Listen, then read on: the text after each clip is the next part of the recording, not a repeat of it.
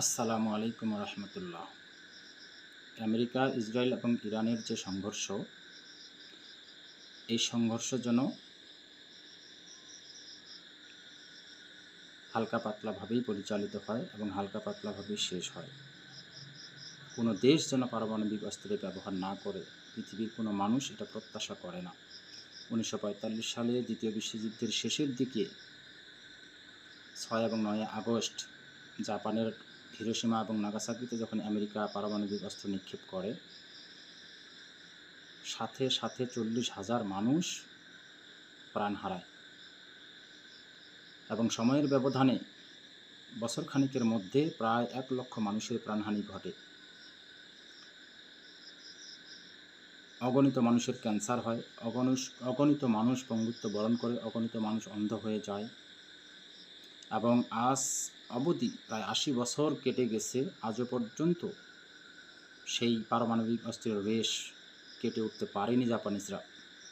পারমাণবিক অস্ত্র নিক্ষিপ্ত হওয়ার সাথে সাথে তারা এতটাই আতঙ্কিত হয়েছিল যে আজ পর্যন্ত তারা ভদ্রচিত্তে জীবনযাপন করতেছে।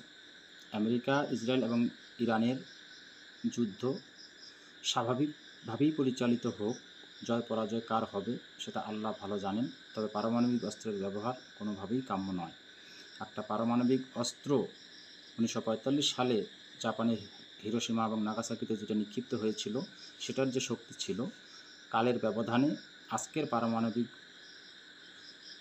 অস্ত্রগুলির পাওয়ার প্রায় 80 গুণ বেশি।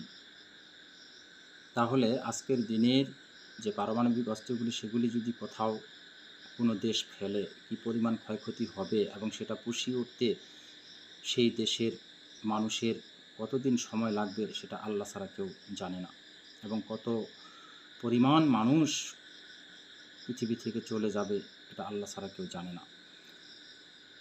একটা পারমাণবিক অস্ত্র যখন নিক্ষিপ্ত হয়, 1 মিনিটের মধ্যে কি কি কর্মকাণ্ড ঘটে সেটা একটু সংক্ষেপে আমরা আলোচনা করি।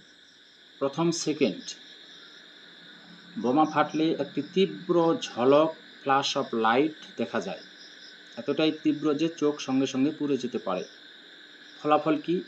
পার্মানেন্ট ব্লাইন্ডনেস, আজীবনের জন্য অন্ধত্ব বরণ করতে হবে।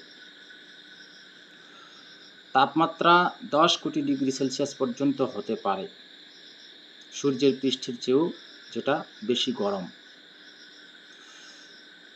বিস্ফোরণ কেন্দ্র তথা গ্রাউন্ড জিরোতে যা কিছু থাকে সব বাষ্পীভূত তথা ভ্যাপোরাইজড হয়ে যায়।